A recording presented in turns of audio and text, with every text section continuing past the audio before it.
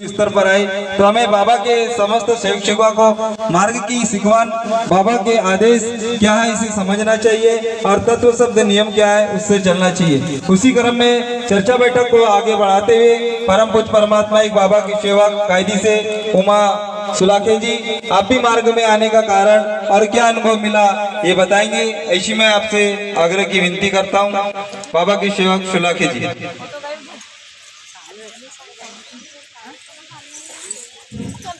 भगवान बाबा हनुमान जी को प्रणाम, महान त्यागी बाबा झुंडे जी को प्रणाम। परमात्मा एक भगत प्राप्ति के लिए निष्काम कर्म योग साधने के लिए परम पूज्य परमात्मा एक सेवक मंडल बालाघाट के अंतर्गत आज वाराणसी में परिसर वाराणसी के अंतर्गत वाराणसी में बाबा के सेवक संतोष बागेश्वर जी के निवास स्थान पर एक भगवान का 9वां हवन तत्पश्चात एक भगवान की स्पेशल चर्चा बैठक प्रारंभ है। चर्चा बैठक में सृष्टि के विधाता भगवान बाबा हनुमान जी उपस्थित है, उन्हें मेरा प्रणाम।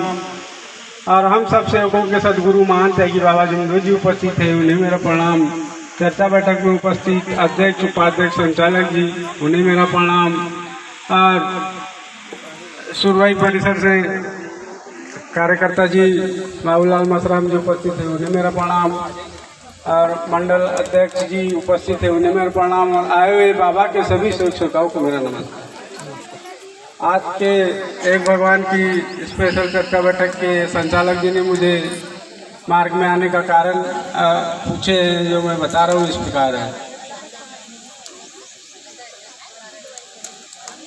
भगवान बाबा हनुमान जी को प्रणाम, महान त्यागी बाबा झुंडे जी को प्रणाम। परमात्मा एक मेरे मार्ग में आने का कारण, मैं बहुत शराब का आदी था, बहुत शराब पीता था। मेरी अचानक एक दिन तबीयत खराब हो गई और यहाँ के डॉक्टर के बालाघाट के डॉक्टर के यहाँ ले गए। मुझे बहुत दर्द होता था पेट में, दर्द। यहाँ के डॉक्टर के यहाँ रात भर एडमिट रहे, वहाँ भी कोई रिलीफ नहीं मिला। और वहाँ के घोसले डॉक्टर के यहाँ बोले कि अब तू मरेगा, बोले तेरी किडनी खराब हो गई है, तेरे पेट में खराबी हो गई है बोले। तो फिर मुझे हमारे भाई लोगों ने बोले कि नहीं अब नागपुर ले जाते हैं। नागपुर ले गए, वहाँ भी इलाज किए। फिर बाबा के सेवक मुर्ताम जी से मैंने बोला कि मैं मार्ग में आऊँगा, तो इनने बोले कि एक गिलास में पानी लो और बाबा हनुमान जी कहकर फूंक मार के पी लो। अब मैंने वैसा ही किया, तो मेरा ऑपरेशन होने वाला था, ऑपरेशन भी रुक गया और दर्द भी कम हो गया। लेकिन मैं वहाँ से आ गया। उसके बाद में मैं उनने शब्द फंसाए थे, उस शब्द पे मैं कायम नहीं रहा और हम दूसरे ईसा मसीह वाले उसमें चले गए। और फिर वो मुर्ताम जी के शब्द फंसे थे, तो मुर्ताम जी को दुख आया और मुर्ताम जी ने सोचे कि ये मेरे शब्द फंसे। उनने जैसे ही शब्द छुड़ाए वैसे ही मुझे फिर दुख आ गया और फिर मुझे नागपुर जाना पड़ा। और नागपुर गया, वहाँ से फिर मैंने सोच लिया कि अब मैं मार्ग में आऊँगा। और वहाँ से आने के बाद मार्ग में फिर कार्यकर्ता जी के निवास स्थान पर गए। तो उनने पूछे कि क्यों मार्ग में आ रहा है, तो मैंने बोला मेरे डॉक्टर ने बताया है कि तेरा पेनक्रियास खराब हो गया है और इसका इलाज यहाँ नहीं होता। फिर कार्यकर्ता जी ने 11 दिन के कार्य दिए और दवा खाने मना किए। उस दिन से मुझे ना दुख है ना परेशानी है। और डॉक्टरों ने बोले थे कि तेरा कोई इलाज नहीं है, लेकिन अभी तक मैं डॉक्टर के यहाँ गया नहीं हूँ। ये मेरा अनुभव है। इतना कहकर मैं अपने शब्दों को विराम देता हूँ। सभी सेवकों को नमस्कार। त्यागी बाबा झुंडे जी को प्रणाम। परमात्मा एक मेरी ये 1 साल की परेशानी थी, लेकिन इतनी खतरनाक परेशानी थी कि मेरा जो ये शरीर दिख रहा है आप सभी सेवकों के सामने मैं उपस्थित हूँ, तो इस शरीर में मेरे हर एक अंग में परेशानी थी। ये जो मैं कपड़े पहनी हूँ, साड़ी पहनी हूँ, यह मेरे पेट की इस साइड की पूरी चमड़ियाँ कपड़े से चिपक जाती थी। तो चमड़ी जैसा मैं ये साड़ी को खींचती थी, वैसे ही मेरी पेट की चमड़ियाँ निकलती थी। और जो ये अपन सांस लेते, ये हर एक पल में ऐसा लगता था कि 2 मिनट में मेरा दम घुट जाएगा। तो और बहुत सारी परेशानी थी। ये 1 साल की परेशानी थी, लेकिन इतनी जबरदस्त परेशानी थी कि मैंने कभी नहीं देखी थी। मैं से बहुत से पंडे पुजारी डॉक्टर उपचार सब चीज की, उस समय लॉकडाउन का समय था। मेरे मन में ऐसे विचार चलते थे कहीं मेरे को कोरोना तो नहीं हो गया होगा, या भी मैंने अपना उपचार की लेकिन रिपोर्ट पूरा नॉर्मल आया। लेकिन बहुत से उपचार करने के बाद जब मेरे अंत समय में मेरी भगवान में विलीन होने का समय भी मुझे बहुत से जगह से सुनने मिला, तब मैं बहुत चिंतित हो गई। हमारा छोटा बाबा का सेवक वह ज्यादा बड़ा नहीं था।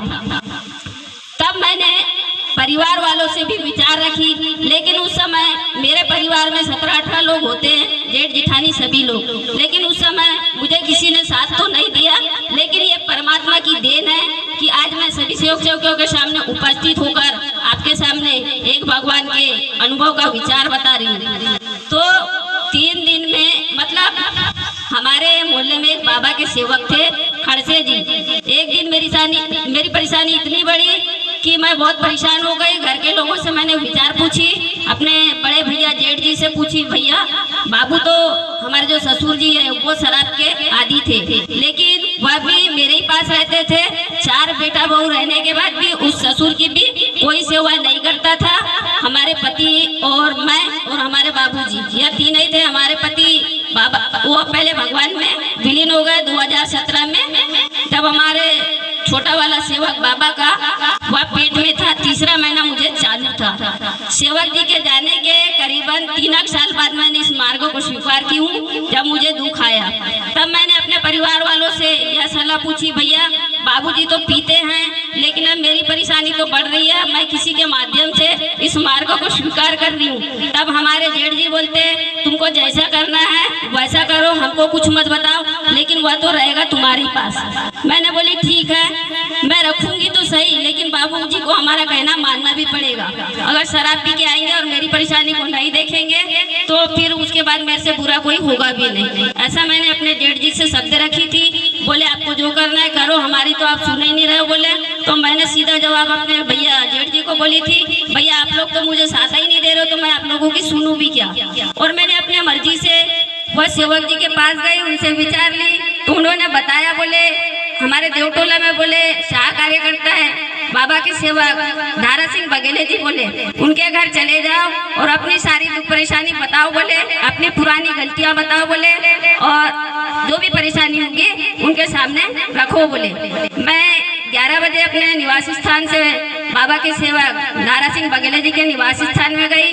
वहाँ अपनी सारी परेशानियां बताई, अपनी सारी पुराने विचारों की गलतियां बताई।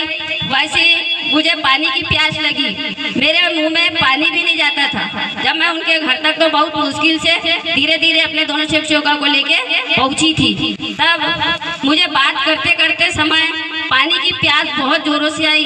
तब मैं उनके घर की बाबा की सेविका सह कार्यकर्ता बाई से बोली, दीदी मुझे 1 गिलास पानी दो। तब वो पानी तो लेकर आए, मुझे नहीं मालूम पानी में उन्होंने क्या किया और क्या नहीं किया। जबकि मैं 1 गिलास पानी किया, मेरे मुंह में आधा गिलास पानी भी नहीं जाता था, क्योंकि मेरा दम था वो बहुत तेजी से एकदम से रुक। मुझे बताया गया है कि जो आपका नाम परिवर्तित हुआ था वो बताइए, वो मैं बताना भूल गई थी। जब रिपोर्ट आई थी और जिसमें मुझे बताया गया था कि आपको सिल्वर ग्रेन ट्यूमर है, तो उसमें मेरा नाम कुछ और था। रिपोर्ट में मेरा नाम है मीना गौतम, लेकिन वहाँ पर नाम मीरा गौतम आया था। हस्बैंड का नाम बिल्कुल वही आया था, एड्रेस भी वही आया था, नाम परिवर्तित था। और जब हम नागपुर भी गए थे तब भी वहाँ पर भी गलत नाम से वहाँ पर नर्स हमको पुकार रही थी, मेरा सही नाम वहाँ पर नहीं लिया जा रहा था। यह सब क्या था ये हम तो नहीं जानते, ये भगवान जानते हैं। और हमारी परेशानी इस मार्ग में आने के बाद सारी परेशानी हमारी दूर हो गई है। इतना कहकर मैं अपने शब्दों को विराम देती हूँ और सभी सेवकों से नमस्कार देती हूँ। हनुमान जी को प्रणाम, महान त्यागी बाबा झुमदेव जी को प्रणाम। मैं मरारी टोला रहती हूँ, मेरा नाम शिवानी पंचेश्वर है। मार्ग में आने का कारण मेरा यह है कि मेरी अचानक तबीयत खराब हो गई थी 1 साल करीबन। तो मतलब हमको कहीं रास्ता नहीं मिला और समझ में नहीं आता था, समस्या इतनी बढ़ गई थी, कहीं भी समाधानी नहीं मिलती थी। फिर हमारे गांव के सेवक जी, लोक सेवक जी विचार दिए कि तुम लोग बहुत परेशान हो तो मार्ग में आ जाओ। तो उनने विचार दिए, हम लोग घर में सब लोग बैठ के एकता के साथ में विचार किए कि हम लोग कहीं समाधानी नहीं मिल रही है, मार्ग में जाए। तो हम कार्यकर्ता जी के पास गए, सुरवाई मसराम बाबूलाल कार्यकर्ता जी के पास गए। फिर उन्होंने बताया, मैं वहां गई, उसके बाद में जो काल्पनिक शक्ति थी मुझे रोक रही थी कि मार्ग में नहीं जाना है, मार्ग में नहीं जाना है। फिर भी मैंने हार नहीं मानी। बाबा हनुमान जी बोली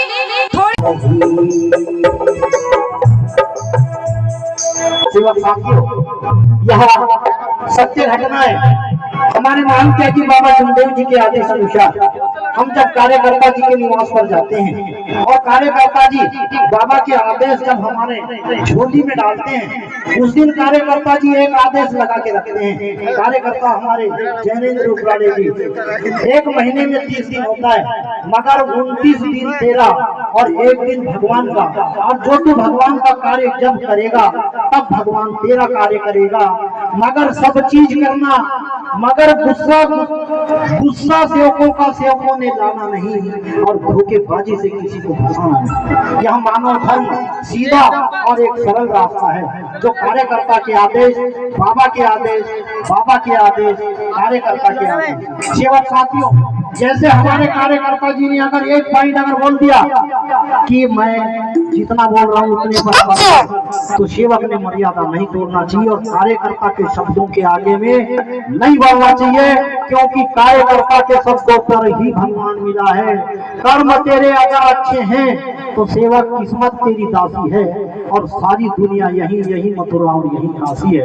वो पॉइंट मात्र कार्यकर्ता के शब्द पर मिलता है। तो हमारे कार्यकर्ता जी क्या बोलते हैं उपराणे जी, गुस्सा मत लाना, पति पत्नी के बीच में जो प्रेम मिला है, इस प्रेम को कहीं वाटक मत होने देना, झगड़ा मत करना, आड़ा टेढ़ा मत चलना, यही आपसे निवेदन है। और ये कार्य लेकर के जा, कार्य बाबा के आदेश के कर, भगवान को बता, जो समस्या जो परेशानी होगी वो पल भर में भगवान तेरी समस्या और परेशानी का समाधान करेगा। और जब तू अच्छे कार्य करेगा उसका फल मुझे भी दिखाई देगा, गांव वाले को भी दिखाई देगा। सेवक साथियों, एक बिगड़ा नवा जब भी किसी ने एक आदमी को जी नहीं कहता, और जब कार्यकर्ता जी के कार्य लेकर के आता है, और जब वो कार्य करता है 3 दिन के, और जब वो कार्य करने के बाद बिगड़ा नवाब, दारूखोर, दारू छाप, बोतल छाप, अगर वो जी कहता है, सब दुनिया उसको देखते रहती है कि बोले ये तो बिगड़ा नवाब था, आज इसको जी शब्द कहाँ के आ गया।